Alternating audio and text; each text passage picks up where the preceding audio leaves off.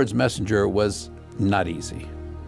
For instance, you couldn't wake up in the morning and say to yourself, well, let's see, Lord, if you're thinking about giving me a vision today, I think about 2 this afternoon would be a good time. This morning I've got so much to do, you know, James, I've got to get him off to work, I've got to get the boys to school, and then I need to write some letters, and then of course I need to go visit some people. And if you're thinking today about giving me a vision, why don't you do it about 2 this afternoon? Didn't work that way. God chose when a vision would be given. Let me just give you one example of a time when I think if Ellen White had had her way, she would not have had the vision when she did. In March of 1858, James and Ellen White were traveling among the scattered little groups of Sabbath-keeping Adventists. And I say Sabbath-keeping Adventists because we didn't take the name Seventh-day Adventists till 1860. So we didn't even have a name yet. But there were several groups of Adventists in the state of Ohio, and they had traveled to various places. And on the weekend of March 13, 14, 1858, they had come to a little place called Lovett's Grove, Ohio. There was a schoolhouse. We had no church building there, so they were holding the meetings that weekend in the church house, or in the schoolhouse, excuse me. And everything was going fine, except on Sabbath, a little baby son of one of the members died. And so, because James White was there, they asked him if he would stay over and have the funeral on Sunday, which he agreed to do. So he had the service, and when he was through, Ellen White stood up and she began to offer a few words of condolence to that grieving family about their little baby boy that had died, that James had just had the service for, when all of a sudden she went into vision. Now, usually when Ellen White went into vision, she would call out, "Glory to God," sometimes repeating it 2 or 3 times. The record we have is that it sounded every time when she would say, "Glory to God, glory to God." She's physically right there, but it sounded like her voice was getting further and further away. Did that happen this time? We don't know, because there's no record specifically, but that would have been typical. She was in vision for 2 hours. Now, funerals in America are usually very somber occasions. It's not something you would normally want to interrupt. And I'm sure if she'd had her choice, she would not have chosen that venue for this particular vision. But what did God show her? Well, among other things, he showed her what we today call the Great Controversy. It was the Great Controversy vision.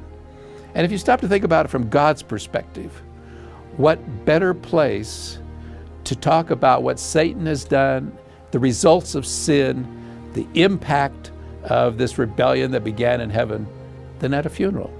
I mean, right there is the best object lesson, this innocent little baby, having just died the day before. Well, she was in vision for 2 hours, and when she came out, she shared a little bit about what she'd been shown.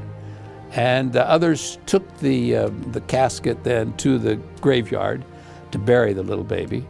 And she and James then waited, I guess it was the next day, they went on towards Jackson, Michigan. They were headed back from Ohio, the state of Ohio, to Michigan, to eventually to Battle Creek, where they lived.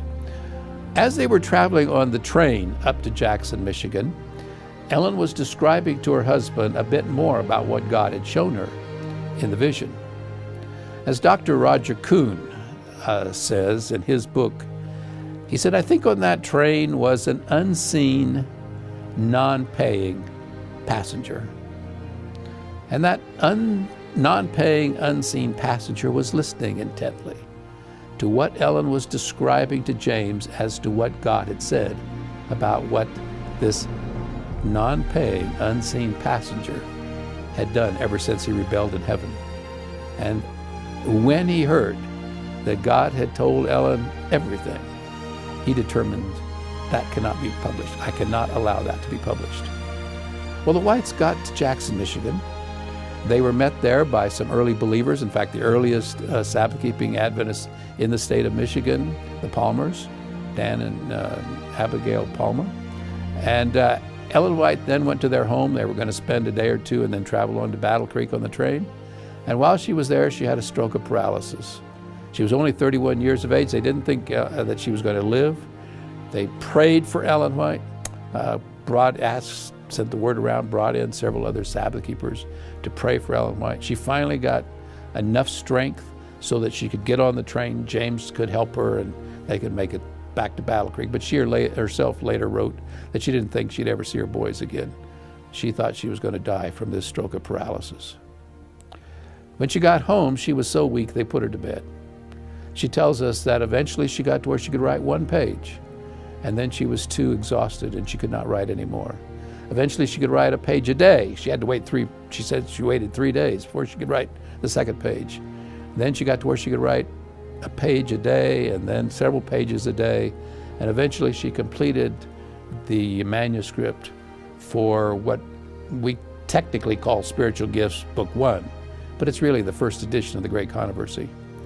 After she had finished the manuscript, so a couple months later, after she had finished writing the manuscript for that first edition, but before it was actually printed, God gave her another vision and showed her that the stroke of paralysis that she had suffered in Jackson, Michigan, in the home of the Palmers, was Satan trying to kill her. That's why I say that unseen, non-paying passenger who was listening intently as Ellen was describing, determined he could not ever allow that book to be written. So when you and I read, because later Ellen White expanded the Great Controversy, eventually she does 5 whole volumes in what we today call the Conflict of the Ages series, Patriarchs and Prophets, Prophets and Kings, Desire of Ages, Acts of the Apostles, and the Great Controversy.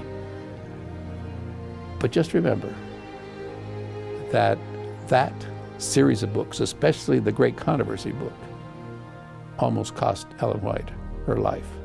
So just remember, Satan does not want us to read the Great Controversy.